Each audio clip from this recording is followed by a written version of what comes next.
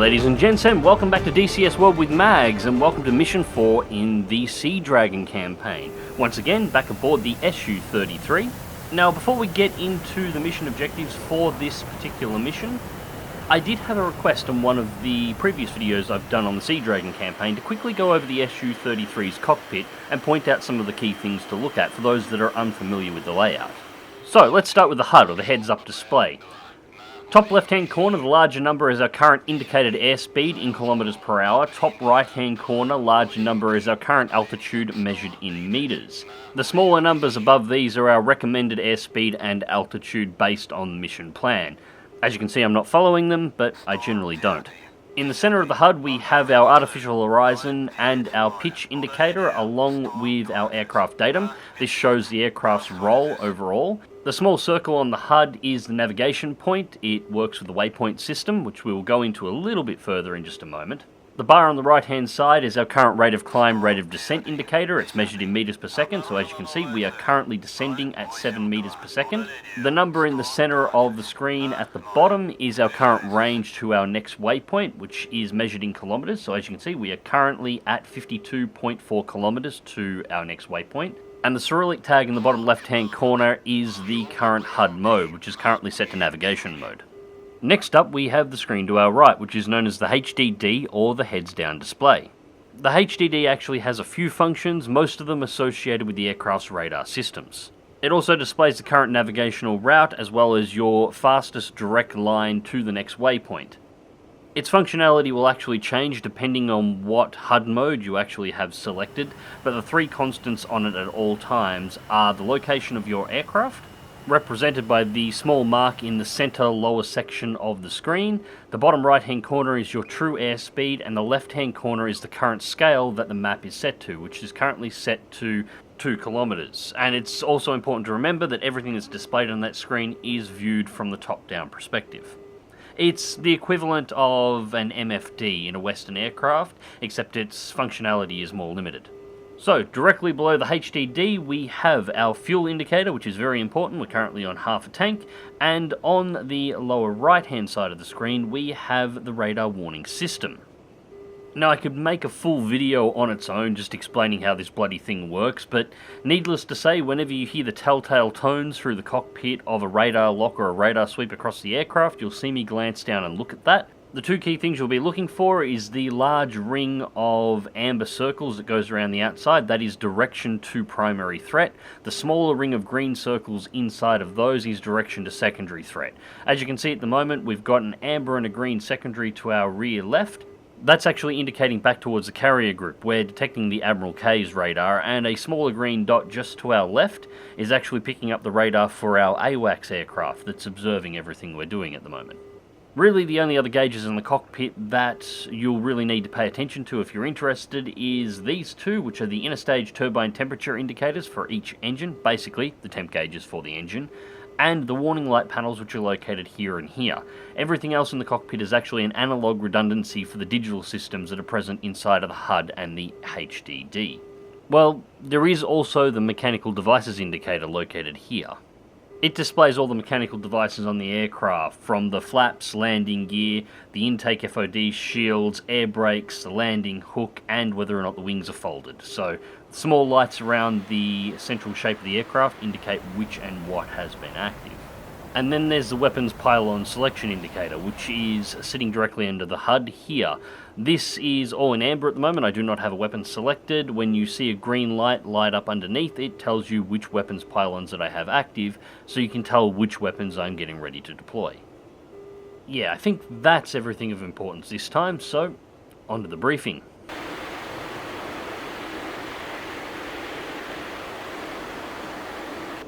So today's mission is called Roadblock. It's actually one that I featured on the channel before, about a year and a half ago.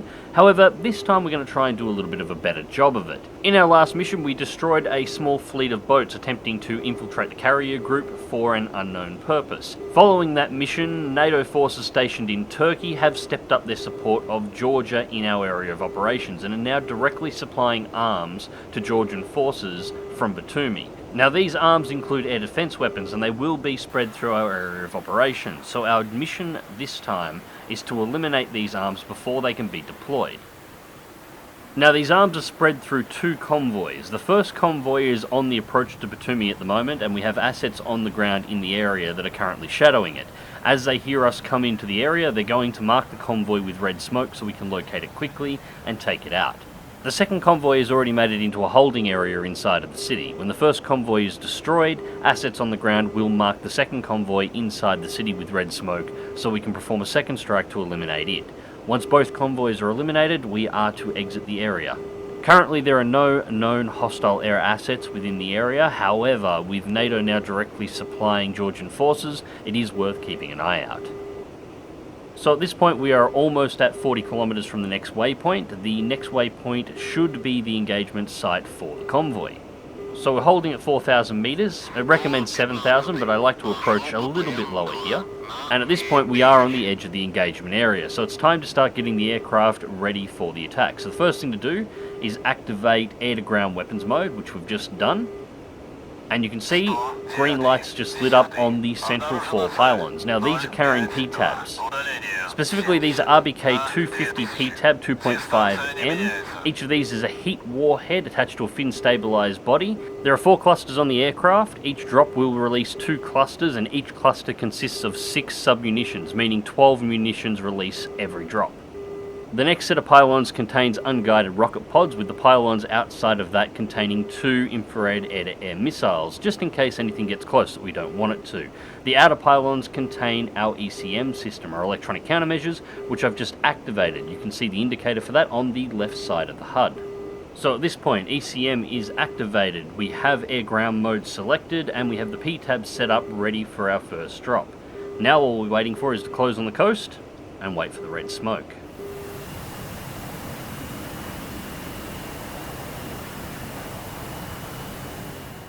So we can see the city of Batumi just off to the left, and between the mouth of the river and Batumi there is a Georgian-controlled runway. So we can expect some anti-aircraft defences based around that runway. The runway sits smack bang in between the 2 waypoints for Mission Objective 1 and Mission Objective 2, so there's no real way to avoid it. Now as per the mission briefing, it doesn't look like the air defences around Batumi currently include missiles. It's likely that these missiles are on the transports that we're trying to destroy. At the moment we can expect radar-guided anti-aircraft guns and that sort of a thing. So the idea here is going to be to come in as fast as we possibly can, hit the convoy and then clear out to a safe distance to observe, make sure we took out the convoy and line up for the next target.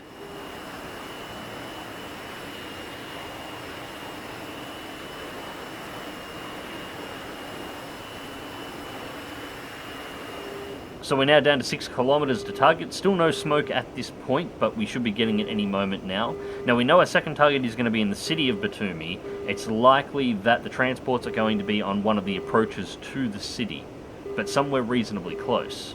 And there's our radio message. Now scanning for smoke, and there's the red smoke. Alright, it's between us and the runway. If we zoom in and look, we can see the convoy is moving away from us. It's moving towards the runway and heading into the city of Batumi. So we're already pretty lined up at this point, so there's no point waiting around. Nose down, start picking up airspeed and start angling over so we can get a good drop position on the convoy. And there's a radar lock. Pop countermeasures. That will be one of the radar-guided anti-aircraft guns that I mentioned just a few moments ago, locking into our position. And there goes the shots past the cockpit. And we're just about in position to release, just waiting for the indicator, and release 1, release 2.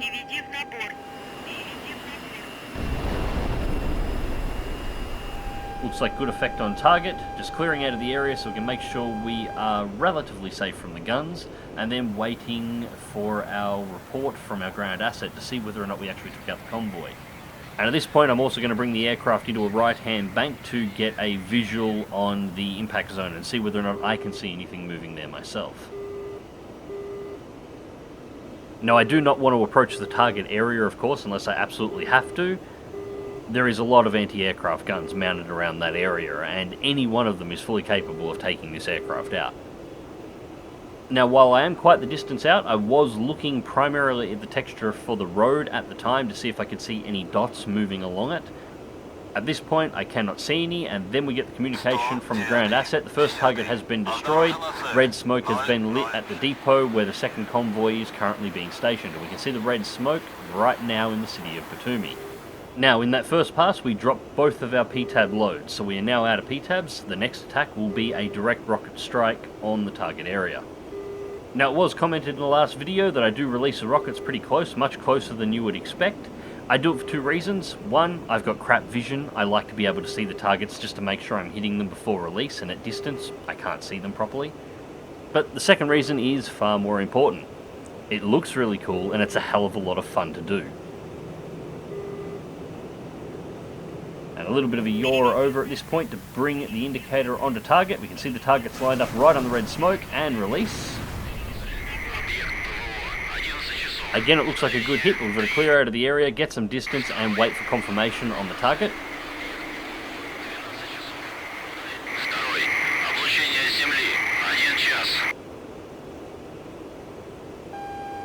And there goes some tracer. We're under fire. We have been locked up by one of the guns.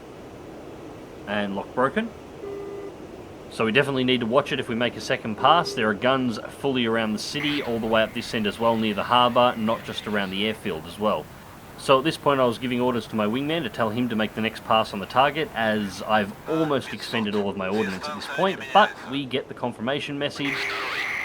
The target has been eliminated. We are clear to return to base.